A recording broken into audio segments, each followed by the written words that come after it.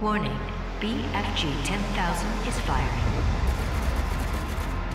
So I didn't quite expect this to be a thing quite so soon, but as it happens, Doom Eternal already has an excuse to be included in the hallowed halls of Doom mod madness. Thanks to the intrepid tinkerings of a few people behind the scenes, third-person mode has been enabled.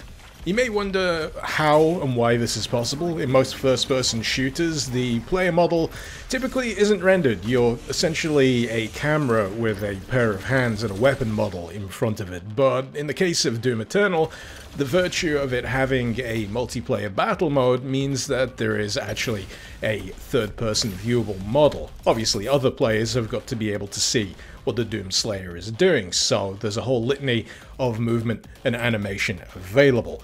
What's intriguing is that this is also available in the single-player component of Doom Eternal.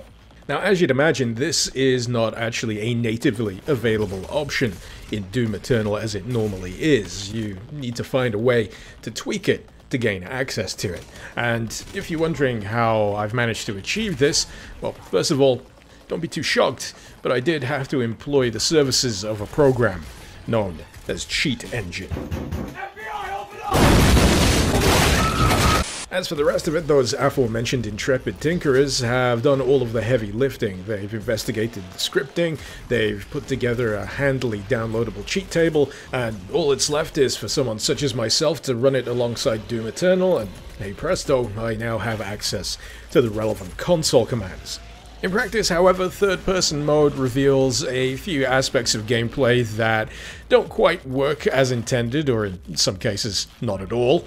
Using buttons, for example, is just not available, as is breaking through walls, requiring you instead to shift back to first-person perspective if you wish to progress. Certain attacks, such as Blood Punch, just don't connect.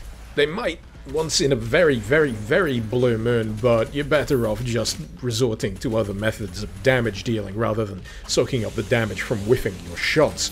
The Crucible is something that also doesn't work in third person. The Slayer will be shown wielding it, but when you try and use it on an enemy, the animation doesn't trigger, probably because the animation itself is maybe tied into the first person perspective itself. As for the other elements of gameplay, however, you'll find that they seem to operate just fine, albeit with a few elements of jank here and there, which is entirely to be expected when playing around with a perspective in which the game was never really intended to be experienced. If anything, however, the jank of third-person perspective offers a fascinating peek into how certain elements of Doom Eternal are designed. For example, when it comes to where the projectile emanates from on screen, you'll note it doesn't come from the weapon on the third-person model itself. It still comes from the portion of the screen where the first-person weapon model would typically have been drawn, giving the somewhat amusing impression that Doom Guy is summoning these projectiles out of thin air.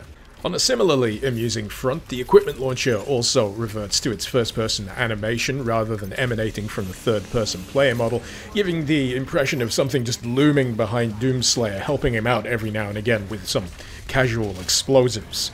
You'll also note that when it comes to the usage of glory kills and chainsaw kills, the animations play out in a much more simplistic fashion here with third-person perspective, which pretty much reflects how they operate over in battle mode, because why would you need to see the intricacies of demon dismemberment if you're simply witnessing the Doomslayer from afar?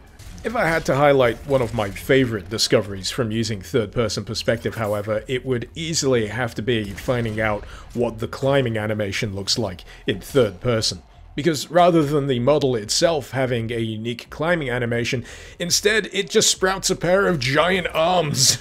Hey, maybe we're just looking at this all wrong. It's not third-person jank. Doomslayer is in fact a secret JoJo. This is just his stand.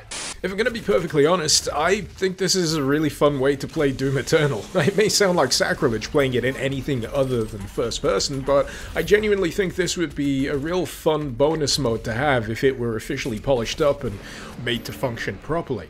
I feel like it would also be a nice way to appreciate any bonus costume unlocks you've got for the Doomslayer as well, because typically in first-person mode, all you're really gonna see of it are, I guess, the cutscenes and maybe the arms. That's about it. So yeah, what do you reckon, Hugo? Do you reckon you can make this work? I know you're probably a little busy with other stuff over at id, but, you know, this can't be that difficult to make work, right? we've already got the basic version of it working. In any case, if any of you out there feel like giving this mode a whirl for yourself, feel free to check the link in the description, which should hopefully direct you to where you can find Cheat Engine and also the thread that contains the relevant resources you'll need. While I'm at it, I'd like to give a great big thank you to my wonderful patrons over on Patreon. Thank you so very much for supporting the channel and for helping to make content like this possible. If you're interested in lending a hand yourself, maybe you'd like to see your name in the credits, maybe you'd like to gain early access to my videos whenever the heck I get around to releasing them. If that's the case, you'll find the link to my Patreon page also in the description below. Until next time, this has been Mr. Icarus. Thank you very much for watching. Icarus out.